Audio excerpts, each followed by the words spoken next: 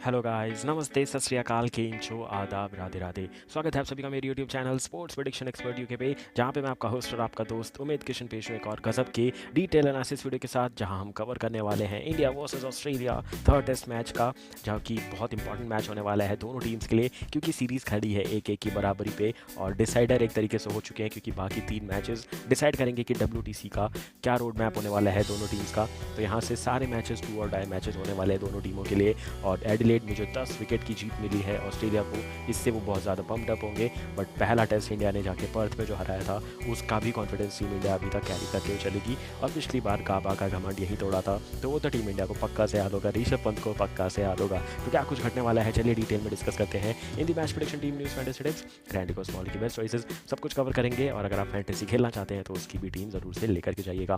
तो चलिए देर किस बात की, बढ़ते हैं फटाफट से आगे, देख लेते हैं क्या है हमारे हॉट टॉपिक्स जो हम हर मैच में डेफिनेटली कवर करते हैं। तो सबसे पहले बात होगी मैच प्रीव्यू की, जहाँ सबसे पहले हमें पता ही है सीरीज़ 1-1 से लेवल हो चुकी है। पहला मैच इंडिया ने 295 रन से जीता था और वहाँ पे एक स्टेटमेंट दी थी कि हम ऑस्ट्रेलिया को बुरी तरीके से हराने पहुँचे हैं ऑस्ट्रेलिया में। बट उसके बाद second test pink ball test match Adelaide में था, टेस्ट मैच बहुत ज़्यादा उम्मीद थी हमें टीम इंडिया से। बट हमें पता था स्कोर लाइन 5-0 तो नहीं होगी, 4-1 होगी, 3-2 होगी या फिर 2-2 होगी, बट 5-0 तो कोई भी टीम यहाँ नहीं जीत सकती। तो हमें पता था एक ना एक टेस्ट मैच इंडिया हारेगी। वो जल्दी आ गया, एडिलेड में आ गया, कोई बात नहीं, बट फाइट बैक करना पड़ेगा यहाँ पे दोनों टीमों को, क्योंकि दोनों को WTC का फाइनल खेलना है। क्योंकि बैकग्राउंड में अगर देखा जाए तो साउथ अफ्रीका अपने मैचेस जीत रहा है, तो और भी कंपटीशन बढ़ चुका है, क्योंकि साउथ अफ्रीका एक टीम पक्का है जो क्वालिफाई कर जाएगी। अब इंडिया ऑस्ट्रेलिया जो ये सीरीज़ जीतेगा और बड़े मार्जिन से जीतेगा, जो ज़्यादा विन परसेंटेज लेकर जाएगा, वो पहुंच जाएगा सीधा सीधा फाइनल में। तो ये है करंट सिनेरियो। बात करेंगे टीम न्यूज़ की, स्केड्यूल की, प्लेइंग 11 की, पिच एंड ग्राउंड रिपोर्ट की, प्लेयर सेट्स की, फैंटेसी क्रिकेट टिप्स की, grand league of small league के बेस्ट चॉइसेस की, सब कुछ कवर करेंगे एकदम रोमांचक तरीके से।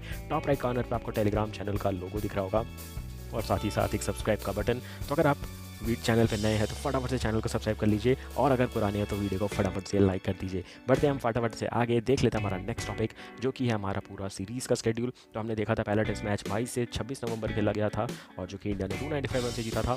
सेकंड टेस्ट मैच 6 से 10 दिसंबर को खेला गया था। बहुत लंबे गैप के बाद पिंक बॉल टेस्ट मैच था, रोहित शर्मा की वापसी हुई थी, वो मिडिल ऑर्डर में खेले थे, बुमराह से कैप्टनसी गई थी, KL राहुल फिर से ओपनिंग करते नजर आए थे, शुभमन गिल टीम में जुड़े थे। और हमने देखा था एक सबसे बड़ा चेंज, वाशिंगटन सुंदर की जगह पर अश्विन आए थे प्लेइंग 11 में। ये सब चेंजेस के बाद टीम इंडिया टेस्ट मैच हारी 10 विकेट से, जहाँ पे चौथे इनिंग में सिर्फ 18 रन बनाए थे हमने, 19 का टारगेट दिया था हमने। तो सिंगल हैंडेडली ऑस्ट्रेलिया ने वो मैच जीता और डोमिनेटिंग तरीके से वो मैच जीता, जहाँ पे पूरे मैच में गिन के 7 सेशन हुए, 7 में से 6 सेशन ऑस्ट्रेलिया जीता था। सिर्फ एक सेशन इंडिया ड्रॉ कर पाया था, और वो सेशन वो था जिसमें ऑस्ट्रेलिया ऑल आउट हुई थी। तो उसके अलावा टीम इंडिया को एक भी सेशन तक नहीं जीतने दिया था ऑस्ट्रेलिया ने सेकंड टेस्ट मैच में। अब आ रही है थर्ड टेस्ट मैच की, जो कि खेला जाएगा 14 से 18 दिसंबर। याद रखो, बहुत ज़्यादा डिमांड आ रही थी, तो ये वीडियो लाइव गया है 10 दिसंबर को। तो 10 के बाद जितने भी अपडेट आएंगे, चाहे शमी के इंक्लूजन के बारे में, चाहे प्लेइंग 11 के बारे में, मैं वो एज अ शॉर्ट वीडियो डालता जाऊंगा। तो जितने इसके बाद आने वाले हैं अपडेट, वो भी आपको मिलते रहेंगे। तो 10 तारीख को मेरे पास थोड़ी बैंडविड्थ थी, तो मैंने सोचा ये सब डिलीवर कर दूं आपको, क्योंकि बहुत सारे सवाल आ रहे थे for the third test match. Fourth test match जो कि है 26 से 30 दिसंबर को खेला जाने वाला है, कहाँ पे, मेलबर्न में, जिसमें ऑलरेडी फर्स्ट डे की टिकट्स सोल्ड आउट हो चुकी हैं, क्योंकि 26 दिसंबर बॉक्सिंग डे होता है, क्रिसमस का जस्ट नेक्स्ट डे। ये वो वाली बॉक्सिंग नहीं होती, बॉक्सिंग मतलब पैकेजिंग खोलने वाला बॉक्सिंग। तो वहाँ पे गिफ्ट जो होते हैं उनको अनरैप किया जाता है, तो इसलिए उसको बॉक्सिंग डे टेस्ट मैच बोला जाता है। और 25 के बाद लगभग न्यू ईयर तक छुट्टी रहती है सारी फॉरेन कंट्रीज़ में, तो वहाँ पे उनका लॉन्ग वीकेंड एक तरीके से मान लो, और हॉलीडे सीजन स्टार्टेड है। तो वहाँ पे सबसे अच्छा प्लान किया है हॉलीडे का पहला दिन टेस्ट मैच का देखने का मेलबर्न में। उसके बाद न्यू ईयर पे खेला जाएगा 5वां टेस्ट, जो कि है 3 से 7 जनवरी, जो कि खेला जाएगा सिडनी में, जहाँ की पिच टीम इंडिया को ज़रूर पसंद आने वाली है। तो चलिए बढ़ते हैं इसके बाद नेक्स्ट सेक्शन में, देखते हैं हमारा स्क्वाड क्या है for this 5 test match series. तो शुरुआत करेंगे टीम इंडिया से,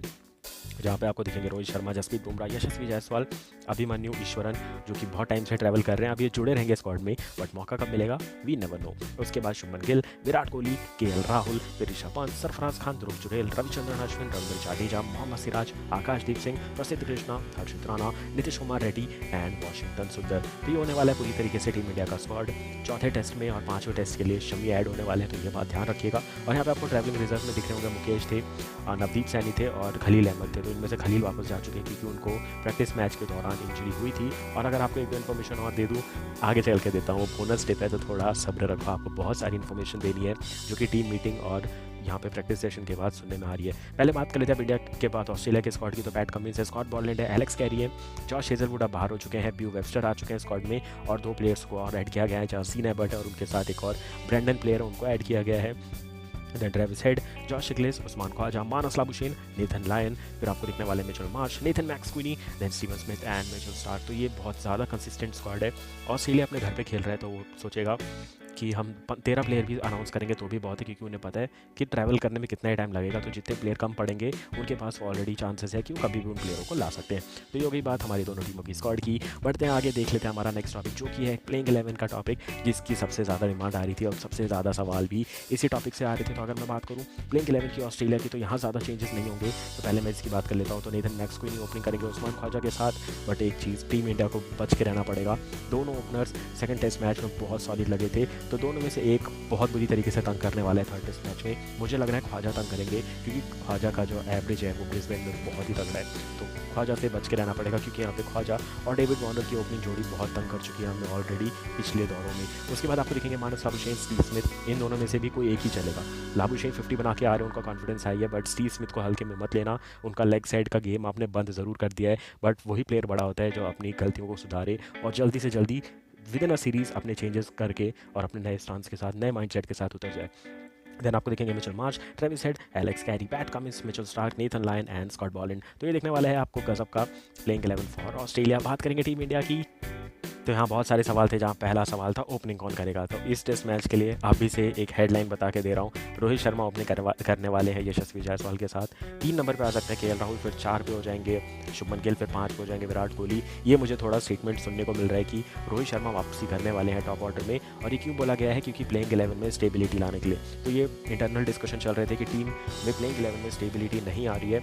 जब रोहित 5 या 6 पे बैटिंग कर रहे हैं, मोस्टली 6 पे, तो स्टेबिलिटी को वापस लाने के लिए अब ओपनिंग करते हुए नजर आने वाले रोहित शर्मा, जो कि फियरलेस खेलेंगे अपना। फिर जायसवाल थोड़ा टाइम ले सकते हैं, और अगर पहला विकेट जल्दी गिरा तो KL Rahul already as an opener वाली ही जगह होती है 3 नंबर, तो वहाँ सपोर्ट कर सकते हैं। तो मेरे हिसाब से इस चेंज के साथ और इस वेरिएशन के साथ टीम इंडिया उतर सकती है इन दिस मैच। इसके बाद क्या होने वाला है, इसके बाद अगर मैं बात करूँ तो मैं पूरा बता ही चुका हूँ, बैटिंग ऑर्डर पूरा शफल हो जाएगा। उसके बाद रोहित शर्मा ऊपर चले जाएंगे, नीतीश कुमार रेड्डी, और सबसे बड़ा चेंज यहाँ पे आने वाला है, रविंद्र जाडेजा खेलते हुए नजर आने वाले हैं ब्रिस्बेन टेस्ट में, जहाँ पे उनसे ज़्यादा बॉलिंग करते हुए देखी मैंने उनको, इसीलिए मैं उनके हिसाब से बता रहा हूँ। प्लस उनसे डिस्कशन भी गौतम गंभीर ने ज़्यादा किया, तो मुझे लग रहा है ये प्लेइंग 11 में आ सकते हैं। उसके बाद सिराज, हर्षित राणा एंड देन जसप्रीत बुमराह। यहाँ एक और चीज़ बता दूँ, हर्षित राणा ने अब तक प्रैक्टिस मैचेस में कम बॉलिंग की है, आकाशदीप सिंह ने ज़्यादा बॉलिंग की है। तो थर्ड टेस्ट मैच में आपको आकाशदीप सिंह देखने को मिल सकते हैं इन दी प्लेइंग 11। तो 3 से 4 बड़े सरप्राइजेस जो थे वो ऑलरेडी मैं आपको प्लेइंग 11 में बता चुका हूँ। चलिए प्लेइंग 11 के बाद बढ़ते हैं फटाफट से आगे, देख लेते हैं सबसे इंपॉर्टेंट चीज़ क्या है कि कहाँ खेला जाने वाला है ये मैच। तो मैच खेले जाने वाला है दी गैब ब्रिस्बेन,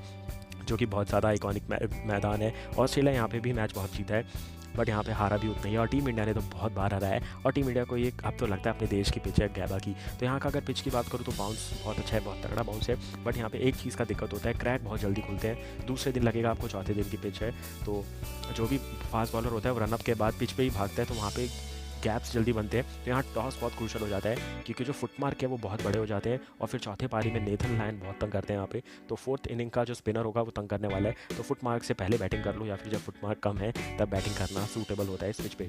बैटिंग फ्रेंडली पिच होने वाली है, स्पिन क्रूशल होने वाला है, ये चीज़ मैंने आपको बता दी। एवरेज स्कोर की बात करूँ तो फर्स्ट इनिंग का है 325, सेकंड इनिंग का 270, थर्ड इनिंग का 200, फोर्थ इनिंग का 160, और जो 140 प्लस का बॉलर है वो लीथल होने वाला है, क्योंकि यहाँ पे थोड़ा एक्स्ट्रा बाउंस है as compare to Adelaide.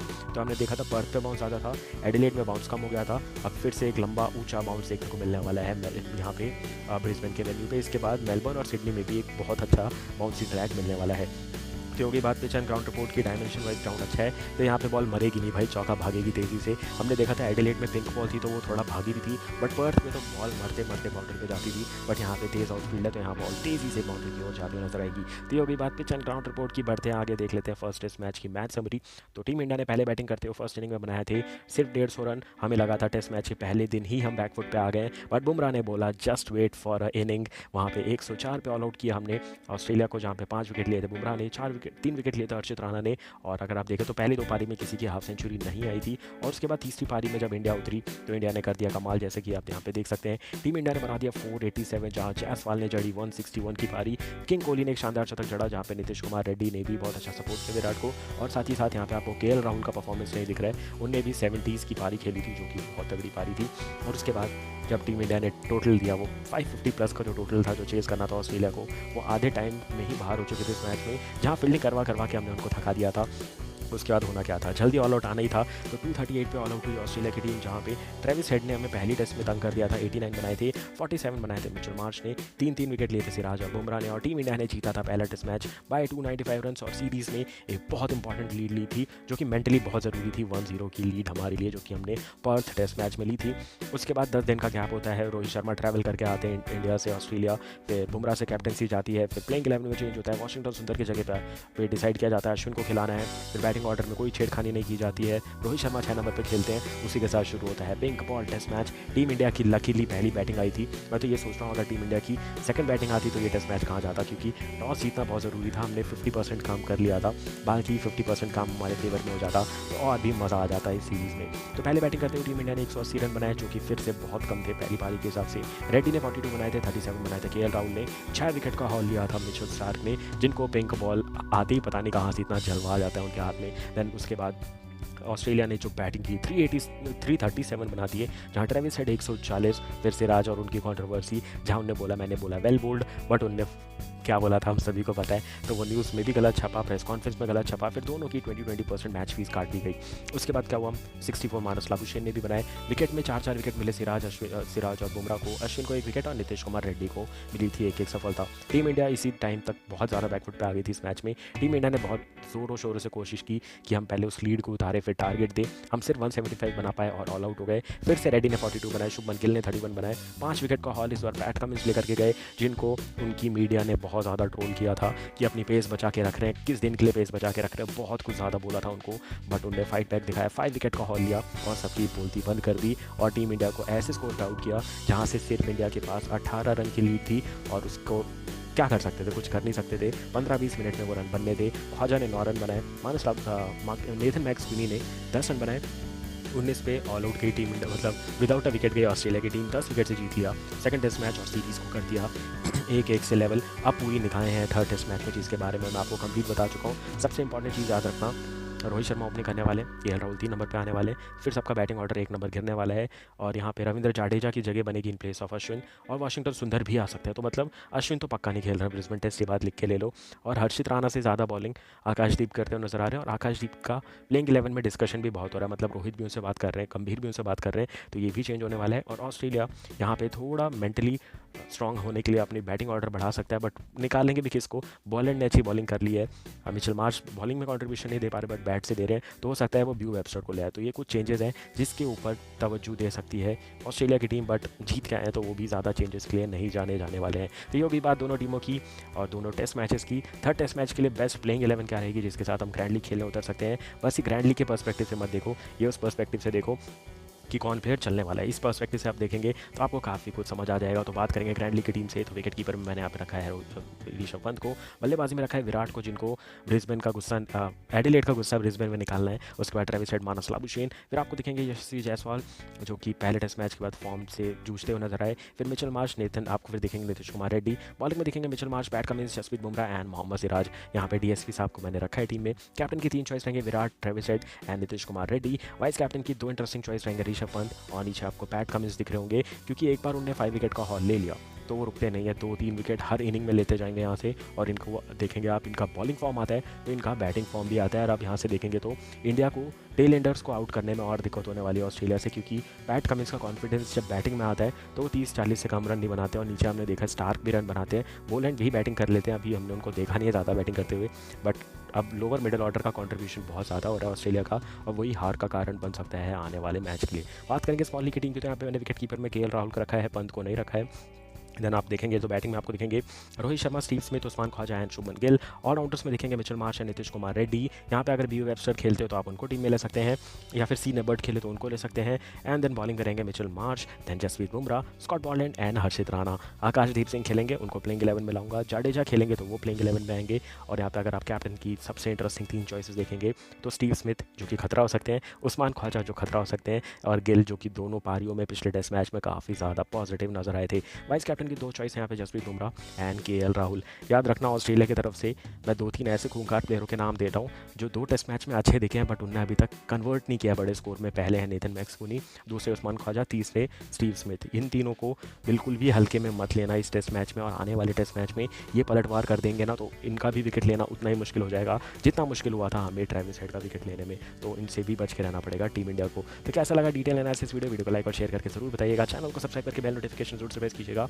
Daily matches की हाईलाइट्स भी आने वाली हैं, सारे क्रिकेट के अपडेट भी आने वाले हैं।